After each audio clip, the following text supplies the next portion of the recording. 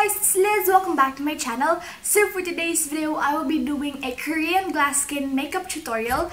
This is also perfect for summer, but I might be doing a separate video sa aking summer makeup look. So abangan niyo na lang yan sa channel ko. So sa video na to, sabi nga ni Ate Riza Kontawi, as much as possible, iiwas muna tayo sa mga powdery products. Kasi yung goal talaga natin sa makeup look na to is parang glowy and dewy skin, if you know what I mean. So, yeah, I just want to warn you guys sa background. Medyo maingay talaga dito kasi may nag-aayos ng truck, may nag-ano ng tubig and stuff like that. So, yeah, without further ado, let's hop in right into the video. So, hindi na ako mag-voice over, so let's just get started. I'm gonna wear this one. I got this one from Claire sa Gaya nung pumunta kami doon. Oh, I look weird. First thing that I'm going to put is this Farsali Rose Gold Elixir 24K Gold Infused Beauty Oil. So this one has rose hip seed oil. You can also use yung coconut oil. Ayan. Just to add some glow sa ating skin.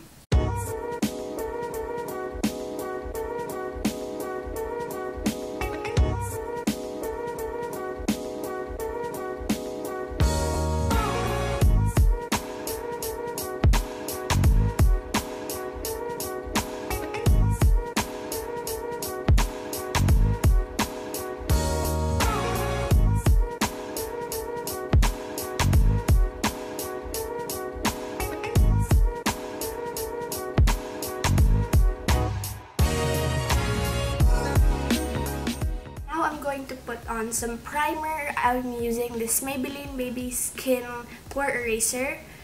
So, I'm just gonna put it sa nose na lang kasi wala akong bridge. Okay, tapos dito din yung areas na may pores kayo para matakpan. I think dyan lang. You only need a little.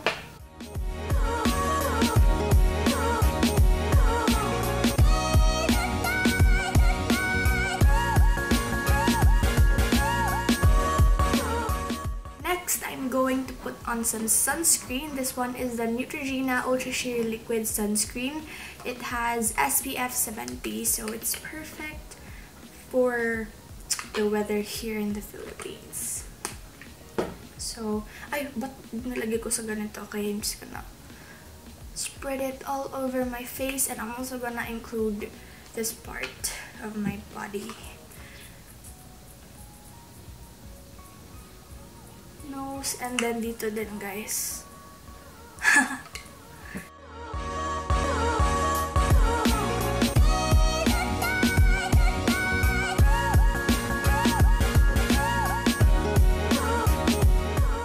Okay, now I'm going to put on some concealer. Yes, to cover all those imperfections.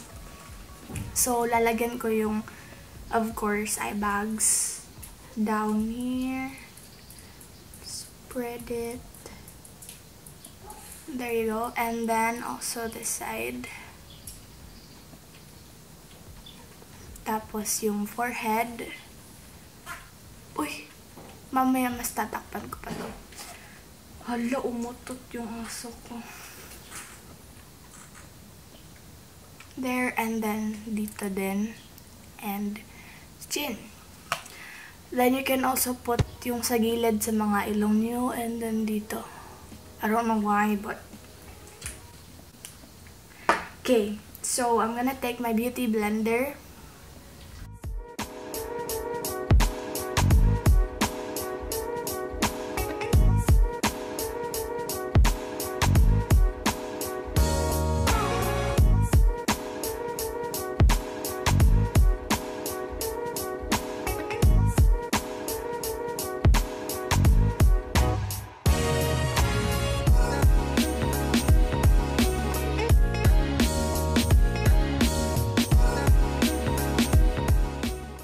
Tapos na tayo sa concealer, guys. Now, I'm going to use this one, a lipstick for my eyeshadow. So I am gonna use this Maybelline New York Color Show Creamy Matte Lip Color in the shade Rock the Coral. I'm just gonna take a little bit and then ilalagay ko sa aking lids. And just spread it evenly. I just want to use small mirror para mag-focus talaga ako. But sige, go.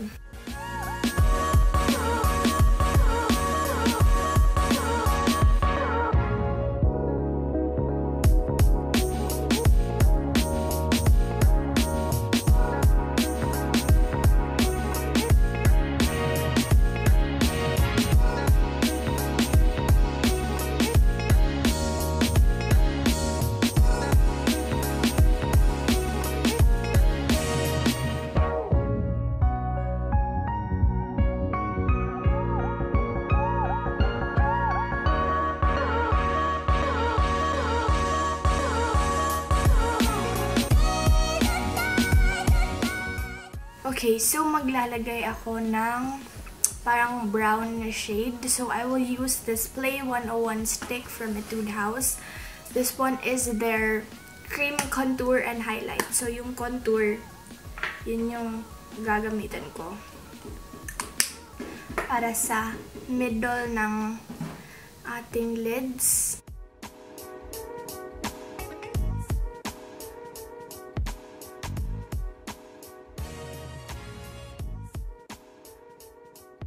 Nakalimutan kong magkilay, so ngayon na lang tayo magkilay. I would use this Goof Proof Brow Pencil from Benefit. Okay, so yung ginagawa ko sa kilay ko, guys, is naglalagay lang ko ng line sa taas, tapos gagamit ako ng spoolie. Babrush ko lang siya. Para hindi naman on fleek talaga yung result. Kasi gusto ko talaga sa kilay ko, guys, natural lang siya.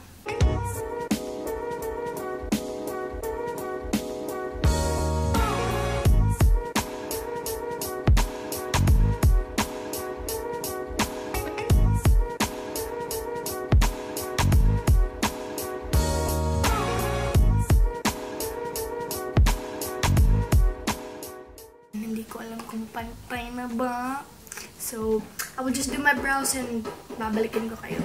Now, I am going to put on some mascara. I will use this Maybelline New York Hyper Curl Volume Express Waterproof Mascara. So, ito yung curl ko.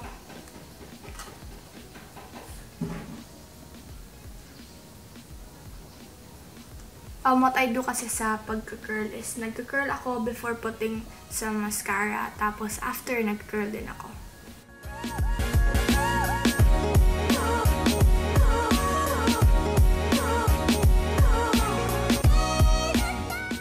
Now, I'm going to apply mascara. Ayan. So, binibend ko siya para mas okay yung pag-apply. Hindi naman talaga siya nababali. Basta wag nyo na lang sobrahan.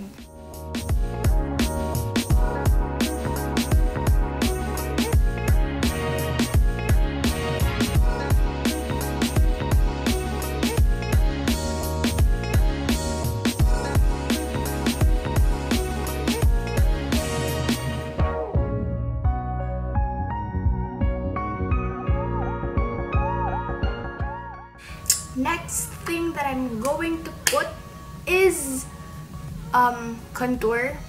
So, ito yung gagamitin ko. It's still the Play 101 stick from Etude House.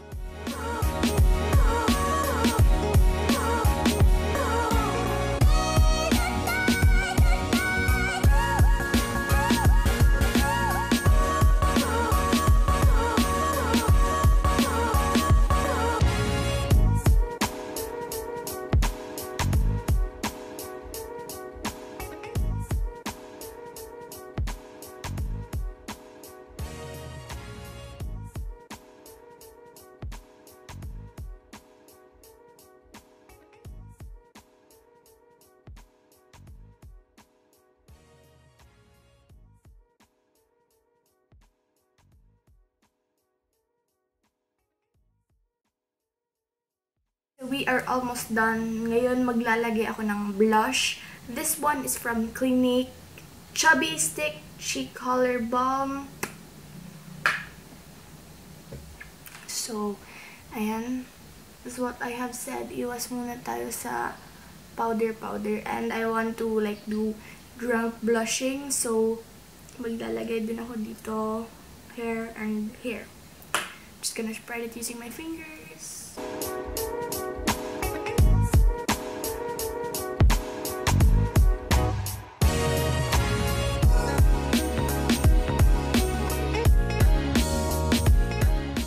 There you go. So, ngayon maglalagay ako ng lip tint. I will use this watery tint from the Face Shop. It's in the shade Red Up 04.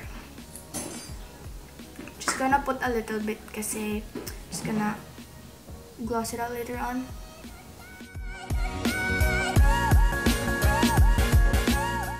So, konti lang yung nilagay ko because I will put some moisturizing lip balm. This one is from Carmex. So, nanonotice ko na pag pinapatungan ko siya ng lip balm, medyo mas nagda-dark pa siya. So, konti lang yung nilagay ko.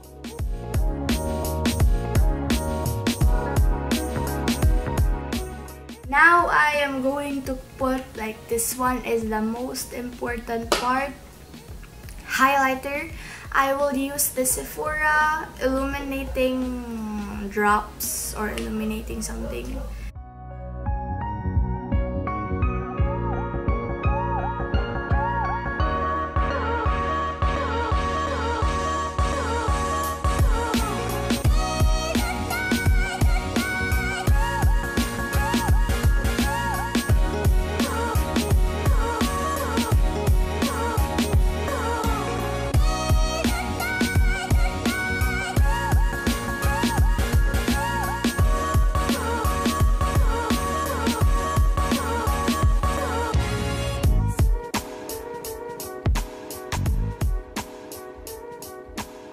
Guys, so maingay na talaga dito sa bahay, so kailangan ko na talaga itong i-end. Thank you guys so much for watching. Don't forget to give this video a big thumbs up if you enjoyed.